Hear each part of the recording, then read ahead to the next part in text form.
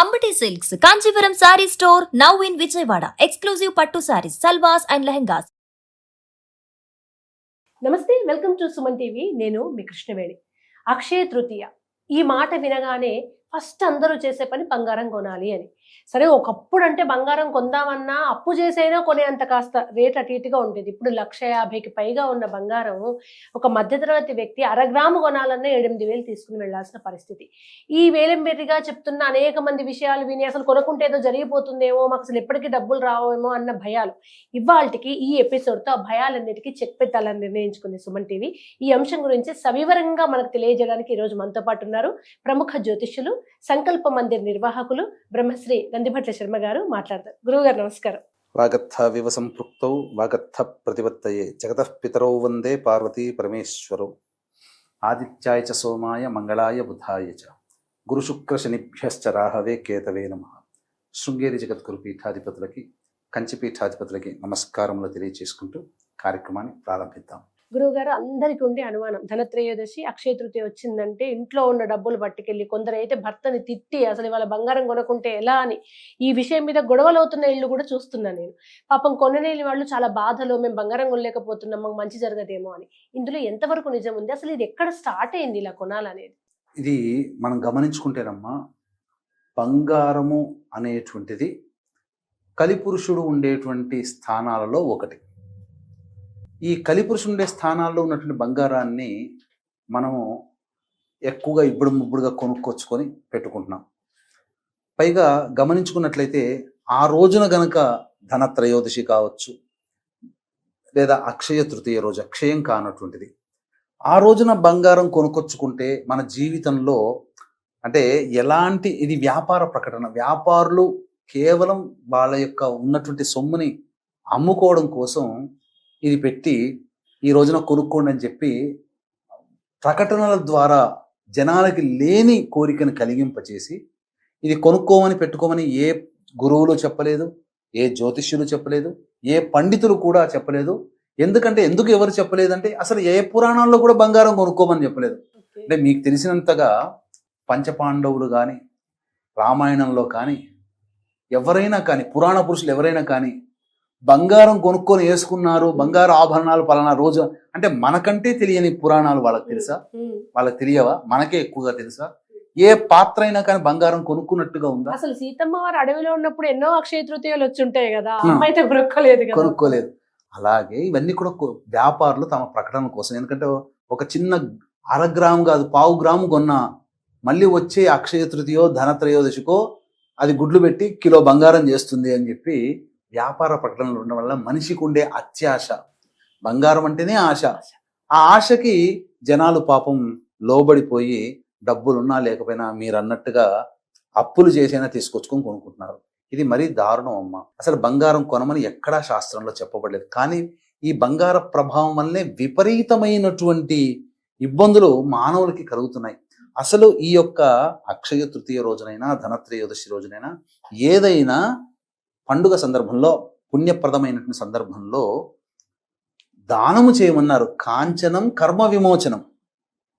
అంటే కాంచనం అంటే బంగారం, కర్మ విమోచనం అంటే ఈ యొక్క బంగారము తయారు కావడానికి ఎన్ని వేల టన్నుల భూమిలో ఆ రజన అనేది తొలగుతుంది. అలాగే బంగారం, 1 గ్రాము బంగారం తయారు చేయడానికి ఎంత మానవ శక్తి, అంటే ఎంతమంది మనుష్యులు కష్టపడితే ఆ బంగారం తయారవుతుంది. అందుకనే బంగారం అనేది నో డౌట్ ఒక అమూల్యమైన ఆభరణం, కానీ మానవుణ్ణి దురాశకి గురి చేస్తుంది. ధర్మబద్ధం కంటే అట్లాంటప్పుడు బంగారం కలిపురుషుడు ఉండేటువంటి ప్రదేశం కదండి, మరి అట్లాంటప్పుడు అందరు కొనుక్కుంటారంటే కలిపురుషుని మెళ్ళేసుకొని తిరుగుతున్నట్టేనా? ఉంగరాలు చేసుకుంటున్నారు ఆడవాళ్ళు, బంగారాలు కిలోలు అని అంటే, సహజంగా చెప్పాలి అని అంటే ధర్మబద్ధమైనటువంటి సంపాదన ద్వారా బంగారం కొనుక్కుంటే అది లక్ష్మీప్రదం. అధర్మబద్ధముగా సంపాదించి దాన్ని వస్తు రూపంలో మార్చుకొని బంగారంగా దాన్ని తీసుకుంటే అది ఎప్పుడు కూడా అధర్మమై కూర్చుంటుంది. తద్వారా మనకు భయాందోళనలు ఉంటాయి. మీకు ముఖ్యంగా ఇప్పుడు ఈ కాలంలో ఎవరైనా ఆడవాళ్ళు నడి రోడ్డు మీద జనసంచారం లేకుండా ఒక్క తాడైనా వేసుకొని బయటికి వెళ్ళగలిగే శక్తి ఉందమ్మా. దానివల్ల ప్రాణాలే పోతున్నాయి. అంటే 1 గ్రాము బంగారం కోసం కూడా ప్రాణాలు తెగించేసేటువంటి, అంటే ఎన్ని మనం హత్యలు చూడట్లేదు. అంటే ఇదంతా ఎక్కడి నుంచి వచ్చింది అని అంటే, దీనికి ఒక గాథ ఉందమ్మా. బంగారము కలిపురుషుడు బంగారంలోకి ప్రవేశించాడు అని చెప్పడానికి ఒక గాథ జరిగినటువంటిది. ద్వాపర యుగంలో భీముడు జరాసంధుడిని సంహరించిన తర్వాత ఆ రాజ్యంలో సంహరించి ఆ రాజ్యం అంత సొత్తంతా విజయులకే కదా. అలా భీముడు వస్తూ వస్తూ జరాసంధుని ధనాగారంలో ఉన్నటువంటి ఒక అద్భుతమైన మణిమాణిక్యాల వజ్రాలతో కూడుకున్న ఒక గొప్పదైనటువంటి కిరీటాన్ని చూశాడు. నచ్చి తెచ్చుకున్నాడు.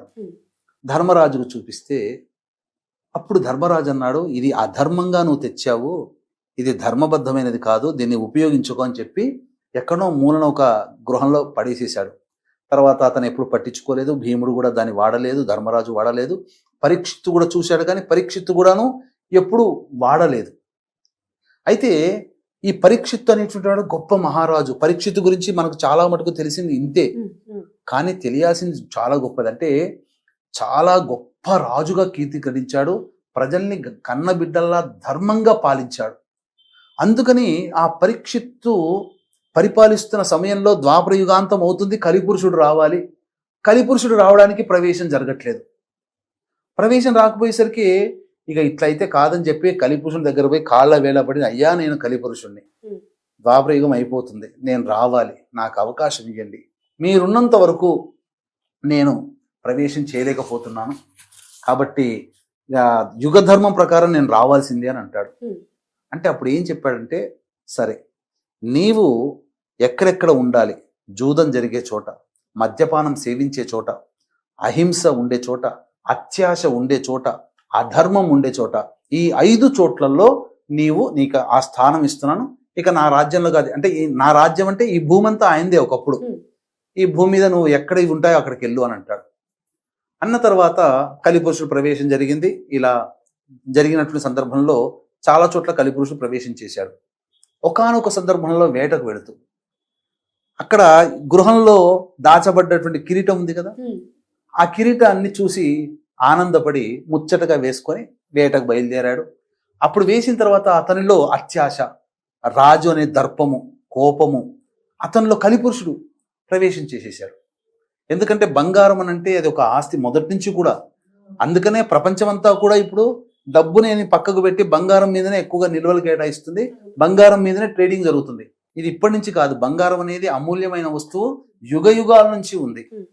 ఈ సందర్భంగా వేసుకొని ఉండడం, ఆ రాజనే గర్వం ఎక్కి ఉండడం వల్ల ఇక ఆ సంబంధించినటువంటి మునీశ్వరుడు తపస్సు చేసుకుంటే నీళ్ళు అడిగితే ఇవ్వకపోవడం, చనిపోయిన పామును తీసుకొచ్చి పెట్టడము, అతని కుమారుడు శృంగి రావడం, శాపం ఇవ్వడం, తక్షకుని చేతుల మరణం, ఇవన్నీ జరిగిపోయాయి. కాబట్టి బంగారము అనేటువంటిది ధరించడం వల్ల అతనికి ఒక అహంకారము, దర్పము ప్రవేశించింది. ఆ దారభ్యత, బంగారం అనేటువంటిది కూడా కలిపురుషుడి యొక్క స్థానాల్లో ఒకటిగా ఉంది. ధర్మబద్ధమైనటువంటి సంపాదనతో కొనుక్కుంటే తప్పులేదమ్మా, కానీ బంగారం అనేటువంటిది దానం చెయ్యాలి. అందుకనే మీకు ఇప్పటికీ కూడా గొప్పదైనటువంటి యాగములు, రాజసూయ, వాజపేయ, పౌండ్రిక, సోమయాగములు, ఇలాంటివి యాగాలు చేసినప్పుడు అక్కడ బంగారములు తులములుగా దానం చేసిన వాళ్ళని నేను చూశాను. వాజపేయి యాగం చేస్తుంటే బ్రాహ్మణులకు అందరికీ కూడా, వచ్చిన ఋత్వికులకు అందరికీ కూడా తులం బంగారం దానం చేశారు. ఋతువులకు సహజంగా కొంతమంది సువర్ణ దానం ఇస్తూ ఉంటారు. దానం అంటే ఆ సువర్ణ దానం ఇవ్వడం వల్ల కర్మదోషం తొలగిపోతుంది. అందుకనే ఈ యొక్క అక్షయ తృతీయ రోజున దానం చేయమన్నారు.